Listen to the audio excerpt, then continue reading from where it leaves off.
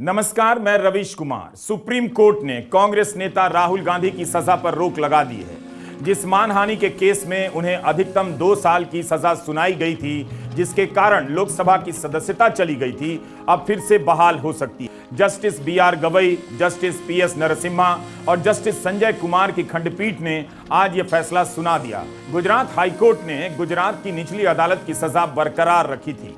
इस मामले में कांग्रेस पार्टी के वकील, राहुल गांधी के वकील अभिषेक मनु सिंघवी के तर्क पूर्णेश मोदी के वकील महेश जेठमलानी के तर्क पर भारी पड़ गए। राहुल गांधी ने बार बार कहा था कि उन्होंने कभी मोदी समाज का सामूहिक रूप से अपमान नहीं किया है और ना वे इस बयान के लिए माफी मांगेंगे। यही बात हाई कोर्ट में भी उन्होंने दोहराई और यही बात सुप्रीम कोर्ट में भी कि वे माफी नहीं मांगेंगे।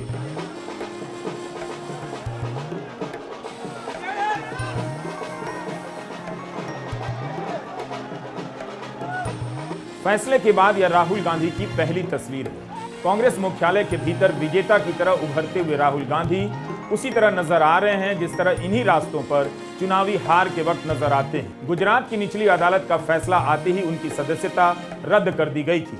उनका सरकारी घर खाली करा दिया गया और राहुल गांधी ने शालीनता के साथ बिना किसी देरी के अपना घर खाली कर दिया और सामान लेकर 10 जनपद चले आए। फैसला आते ही सब कुछ इतनी जल्दी हुआ जैसे कोई है जो राहुल गांधी को संसदीय राजनीति से अलग करने के लिए बेसब्र है। राहुल ने बिना किसी प्रतिवाद के अपना सरकारी निवास खाली कर दिया। लोकतंत्र में विपक्ष ही ना रहे, विपक्ष के नेता को इस तरह निपटा दिया जाए तो फिर क्या बचता है। बीजेपी की तरफ से ऐसा कोई बयान नहीं आया कि 2 साल की अधिकतम सजा ठीक नहीं है, बल्कि बीजेपी इस फैसले का जश्न मनाने लगी। आज कांग्रेस जश्न मना रही है। गुजरात के ट्रायल कोर्ट ने राहुल को खरी खोटी तो सुनाई, मगर 2 साल की अधिकतम सजा क्यों दी गई इसका कारण नहीं बताया है। यही कारण है कि केवल इसी आधार पर जनप्रतिनिधि कानून के सेक्शन 8(3) के तहत उनकी सदस्यता चली गई।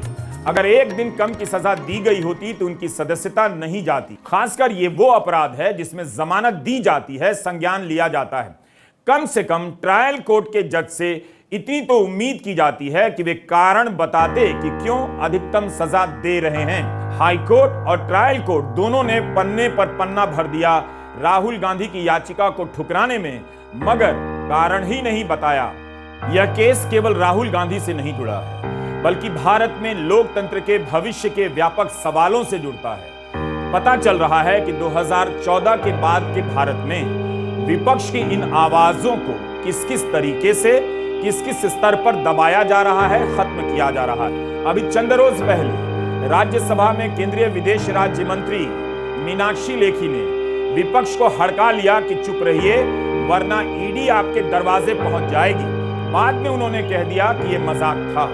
इस तरह की मजाक अब होने लगे हैं। आज अगर सुप्रीम कोर्ट राहुल गांधी की सजा बरकरार रखता तो मोदी सरकार के मंत्री विपक्ष को इसी तरह धमका रहे होते, जुबान बंद रखो वरना राहुल की तरह आपकी भी सदस्यता रद्द हो जाएगी। पीछे के दरवाजे से राहुल गांधी को निपटाना क्या इतना जरूरी हो गया था कि ट्रायल और हाई कोर्ट के फैसले में बीजेपी को यह सवाल ही नजर नहीं आया।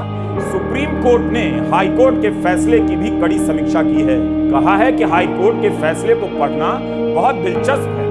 इसमें बताया गया है कि सांसद को कैसे व्यवहार किया जाता है। हाई कोर्ट के जस्टिस हेमंत M प्राक्षक ने निचली अदालत की सजा पर रोक लगाने से इनकार कर दिया था। हाईकोर्ट ने कहा था कि ऐसा प्रतीत होता है कि आरोपी ने माननीय प्रधानमंत्री के राजनीतिक दल से संबंधित निर्वाचन क्षेत्र के उम्मीदवार के चुनाव के परिणाम को प्रभावित करने के इरादे से स्पष्ट रूप से सनसनी फैलाने के लिए माननीय प्रधानमंत्री का नाम सुझाया और फिर आरोपी यही नहीं रुका बल्कि उन्होंने आरोप लगाया कि सारे चोरों के नाम मोदी ही क्यों हैं। इस प्रकार वर्तमान मामला निश्चित रूप से अपराध की गंभीरता की श्रेणी में आएगा।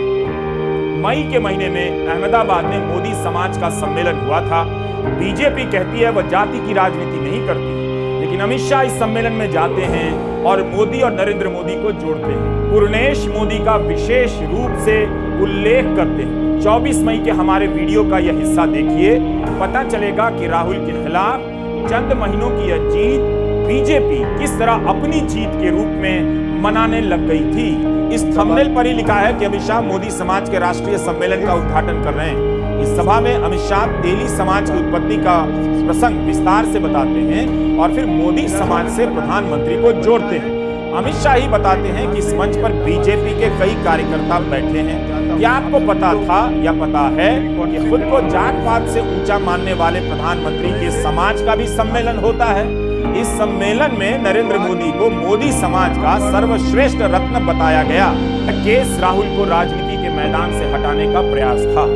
2014 के बाद राहुल ने कई हार देखी, उनका मजाक उड़ाया, मगर राहुल अपनी लड़ाई उसी हार के मैदान में वापस जाकर जनता के बीच लड़ते रहे। मोदी ने कई जीत देखे हैं, मगर उन्होंने सत्ता के अहंकार में जीत का अपना ही वो मैदान छोड़ दिया और अपने विधायक के जरिए एक कमजोर विरोधी को निपटाने के खेल में शामिल हो गए और हार गए। यही वो खेल है जिसमें लोकतंत्र की विदाई की तस्वीर नजर आती है। यही वो खेल है जिसमें आप थोड़ी देर के लिए एक ताकतवर नेता को अपनी ही चालों में उलझकर गिरते हुए देख रहे हैं, लेकिन खेल खत्म नहीं हुआ है। फिर से यह खेल दोहराया जाएगा। राजनीति के मैदान को पीछे के दरवाजे से खाली किया जा रहा है। राहुल गांधी फिर से उस मैदान में आ गए हैं। राहुल गांधी ने कहा है कि यह सत्य की जीत है, मगर इस जीत से यह हार बहुत बड़ी है। मुझे नहीं पता कि पराजित इस अपमान का बदला कैसे लेगा। जैसे भी लेगा, कीमत इस देश का लोकतंत्र चुकाएगा, जिसे हासिल करने के लिए लाखों लोगों ने कुर्बानियां दी हैं। वक्त बहुत नाजुक है और आप बहुत चुप हैं। नमस्कार, मैं रवीश कुमार।